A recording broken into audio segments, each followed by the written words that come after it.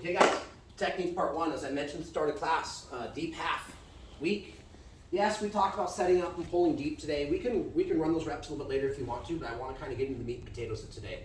So, to take, spoiler alert, we're going to do everything that we did on Monday. We're going to enter into deep half. We're going to pull them on top of me. I'm going to become the little pebble. Now on Monday, we talked immediately about hiding my hand so they can't start to attack the Kimura, right? Today, before I hide my hand, I'm going to go through one extra step. We're basically going to do the same two sweeps, the one where I push them forward on their hands and when they walk back, I use that momentum to pull their butt to the ground. That's going to be technique number one. And probably technique number two. But we're going to throw one extra thing in front of us. And I'm going to play. The first time we're going to see if we can get their belt, right? The belt, as long as the belt is on, I can grab two, I can grab one. If the belt's not present, we have to go to the lapel. We'll do that as part two. But part number one and two are going to look very similar, except for the first time, as you notice as I show it in a minute. I'm going to bring their belt over. The hand that I'm hiding behind is going to make a transfer, and I'm going to use this. See how this locks your own hips in. If the belt is not present, or we prefer to go with the lapel, we will do that number two. So basically all the techniques there are going to look very similar. We're just going to add additional grips in to start to take some of his counters, stepping over the head, sitting down, scooting the leg out, or what I call running the dial, where they hop over and they go all the way back around to a top half guard. So without further ado, I'm going to start. Jeremy, you can go ahead and start on your knees here. However we were here, I can pull guard to here. Maybe I'm working like my Z guard, knee shield type of stuff. I decide, you know what, I'm having a hard avenue coming to his back, or I just want to play deep half. Same thing, I'm always trying to pinch. I'm going to come underneath. This hand is going to pummel as my knee comes down. I'm always pinching my legs, guys, because if I leave my legs open, he can like knee cut, back step, he can start to pass my guard. So I need to, at least when I'm kind of segueing and entering into this, I need to control the knee line and keep the fight pinch. You guys, every time you hear me talking about half guard, there's two things. One, I got to keep pressure with my thighs. Two, I've got to try to win the knee line. Okay, so now I'm going to practice becoming the little pebble. My deep half is trash if he's sitting off to the side of me. So as I hook, I'm going to grab. And it's not just my arms. I'm pinching my legs, and I'm kind of pulling him on top of me to become the little pebble. Boom. Keeping my legs. Now his hips are directly above me. Okay, let's rotate a little bit so I can get a good view of my hands. Boom. So I have here. Normally on Monday, we just hit the hand, and I use my normal kind of rock and roll action. Today we're going to do something a little bit different. Before I hide the hand, I'm going to look to try to grab. Now I can grab one end of his belt. If you have time, feel free to grab both belts, okay? Now his knot is under his belly button. It might take me a couple tugs, just like when we do the safety net series, where sometimes the lapel pops open on one tug. Sometimes I have to tug 2 or 3 times. This is something I've always nicknamed the double transfer. I'm going to transfer my grip 2 times. Watch what happens. See how this hand's back here?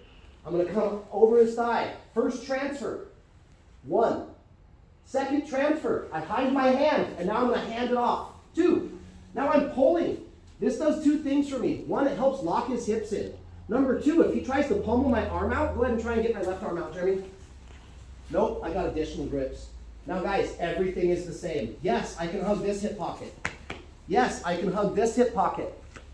My favorite is to split the middle of the butt crack like a diaper, make a hook grip, grab, and then just remember the lessons of Monday. If he's static and he's got kind of both of his feet on the mat and both of his hands, it's going to be hard to either push him forward or push him backwards. So practice, and I don't care if you got to go shoulder to shoulder 20 times. We got to get him off balance. We've got to rock and roll. So I start to push him on his hands. I start to pull him down. And look at my knees. It's not just my upper body. My knees. My knees. My knees. When he adjusts, go ahead. I'm going to bring him back. Oh, you big guy. There. Boom. Let's do one extra bonus today. Let's try to work our over-under pass. I go under one arm or under one leg. Now I can just grip and I can make a cup grip. But as a bonus, let's try to grab the belt. Keep everything tight and keep my head low. Low, I'm going to listen to his hip. Boom. Still pinching the thighs. I have his hips with this grip. I hug. Keep everything tight. Now I put 2 toes on the mat. The most common thing I see with this is people want to try to do the transfer of the leg right here. We have to squeeze, come up. When my butt comes up, I'm driving my shoulder into Jeremy's hips. I have to walk back to the center line. I push my knee forward. I make a back step, but watch. I make the handoff. Now I can let go of the belt. Control, and why don't I leave my hand here? Jeremy, put your left palm on my ear. Push my head down and hike this over my head. Look, Now I'm in a triangle. So this is why I call this the swamp. Whenever I get control, I never want to leave my arm in the swamp. And pull it out. Get my side control. What's the rhyme from here? Win the chin, pin the shoulders. So all that talk will look like this. Same thing that we did, just do a double transfer. Today the belt is first, then we'll work lapel number 2. So get into your deep half. Become a little pebble. Find the belt. 2 transfers. 1, 2, belt. Now I start my rock and roll. When I'm ready, I push him. When he comes back, come up, low, walk to the center line, drop your knee to the mat, back step, and then drive his knee forward. Now get the head, find the body, and get your arm out of the swamp.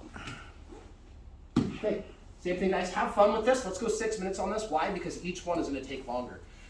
Deep half takes a little bit longer to develop, especially if I'm playing with the grips. Don't be in a rush. It's not going to be like, you're going to have to kind of get in there, feel it, hide your hand. Rock, roll, rock, roll, rock, roll, go. Ready? 1, 2, 3. Okay, so spoiler alert, we're going to do the exact same thing. But the belt is not always there, right? Or it's there, but it's too tight, or sometimes it's hidden. So the belt is a bonus. The reason why I like to show the belt thing first is because sometimes it can be difficult while you're in the bottom half guard and they're smashing, there's not a lot of space to kind of feel around, grab their lapel and untuck it. But today, since we're not diving in and pulling to a deep half, let's give us another tool. So here I am. I'm in some type of like a Z guard or a knee shield or whatever the case is. Now for me, the easiest way to do this is to untuck the lapel before I go into deep half. Once I get him into deep half and I start playing around up here, my arm is primed to get like Kimura or wrist locked or whatever the case is. So for me, whatever type of half guard that I'm playing in, before I'm like, you know what, I'm gonna go deep half, and I'm gonna go like the varsity version of deep half, I will try to buy myself some space, loop my thumb, bring it down, make a grip, and just like when we do safety net from top side control, it might come out in one pull. I might have to pull, I might have to pull 2 or 3 times. I need to get this out. Now the same hand I just untucked it with, I don't let it go. I'm gonna untuck it early, make a grip. And now I'm gonna do everything the same as I keep his lapel. I'm still going to dive in under. I'm still going to, while I keep the lapel, I'm gonna come over, hook the butt cheek, squeeze, use my legs, pull him on top of me and become the little pebble. See how I still have the lapel. Now I do the same thing I did with the belt, guys. I make a first transfer. Hide the hand. Make my second transfer. And look, if I pull it over his hip, I can't reach. So sometimes I'll bring my knees to my chest, dislodge some of his weight, come down, and pull it here. Now my right hand goes back to the belt if I can. Same exact concept. Now we start to rock and roll. Rock him. I gotta get him off balance. I'm gonna really threaten the back when he drives back. Go hard, come up, walk to the center line. Drop the knee. Back step, hand off. Keep the belt. See, I still have the belt? And the lapel. Now I let go of the lapel. Win the chin. Now I've got to get my arm out of the swamp. Then we're in our transitions. Okay? Last time, same thing. We just untuck the lapel early. And, hold on, actually, stand up. We'll come back here. Extra food for thought, because when somebody showed me this, I was like, oh my God, why did I never think about this? Go ahead and tuck the lapel real quick. Let's say I'm a deep half guard player. I want the top, but sometimes I can't get to the top. I have to pull a guard, okay? We start the match. We're usually looking for like grips and doing this type of stuff. I can take some extra time, untuck it early. Now if I were to do something like my guard pull, the lapel is out and open. Grab the lapel, become the little pebble. Transfer number 1, transfer number 2. Rock and roll, rock and roll. I gotta get him to push back if I want this one. Up, move, chin, swim. So you guys can play around with that. We will go back to where he's on his knees, but just extra food for thought is I can untuck the lapel from the feet to set me up later. If I end up on top, now the lapel's open and I can start to do safety nets. If I end up on the bottom, now the lapel's open, I can start to do transfers. Just extra food for thought. Ready? 1, 2, 3. Okay, so the last one is, again, this is a repeat of what we did on Monday. The first 2, the main thing is practice the sit back or the roll back. Some people call it like, put them on their butt sweep, whatever you want to call it. We rocked them forward, and it's imperative. I got that invisible man underneath me. If they just transfer in, they transfer my lapel, and I'm sitting here like a rock, it's gonna be, especially the backwards version, it's gonna be really hard for them to sit me on my butt. So what do we always have to do? If I wanna sit them down, I need to threaten this way. Just some extra food for thought. If you push them hardcore forward, I call this a hand stack. I'm stacking all my weight on my hands like I'm gonna do a push-up. If you hand stack them and they don't push back, now we have the backdoor sweep. And if you think about this, if somebody pushes me forward and I stay here, I don't push back. Of course they can't suck me back onto my butt, but they can spin around and take my turtle.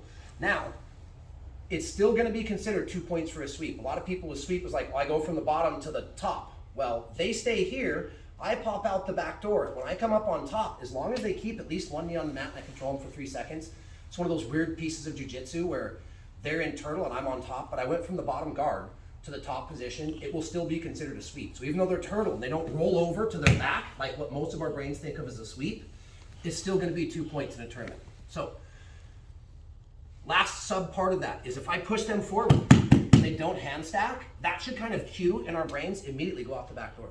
You still get the sweep, and you have an additional play at their back. You can pull them and roll them or climb the back. So all that talk is gonna be the same thing. He's gonna start here. Maybe I'm dealing with some space and some frames. I get the lapel out. I keep the lapel. Oops, sorry, Jeremy. Pow, punch him in the eye, it's a bonus. Keep the lapel. I come over, hug, little pebble. If I'm having a hard time to come to little pebble, watch my knees. If I can't just come in, I can't transfer his weight on top of me, use my legs to assist. See how I bring my knees up? Now, one transfer. If I come over his butt like a G-string, I've got long arms, I still can't reach. Come over his hip pocket, transfer the lapel, get my grips. Now the same thing, it's always about misdirection. If I want to sit him backwards, I push him hard here. When he pushes back, I go. Same thing, if I want to push him on his hands, I threaten to suck his butt down to the mat first. When he readjusts, I go hard, I push. Look, I'm totally on my side. Totally on my side. This arm is pushing his weight off of me. I still have my lapel grip. Now, I'm gonna pull my head out. I'm gonna keep this for just a second. I can put my elbow on the ground, or your second choice is to lose the lapel. Now, post. Use this grip to pull me up. Get my knees to the mat as soon as possible, my chest on his back. Pull, here, cover, okay? And of course from there, if he doesn't readjust, I can put my hooks in, start to climb. I can, later guys, there's fun stuff like calf slicers here that we can talk about, but for right now, at white and blue belt, most tournaments will not allow those. So let's stick with our traditional path. So last time, get the lapel out early. Transfer, little pebble. Use your knees if you have to. 1 transfer, 2 transfer. Threaten here. Get all the way on your side. Punch, hike, climb, seatbelt. Try it, play around with it. Everything's the same as Monday. We're just using that additional lapel. If you guys need help, push it around. Ready?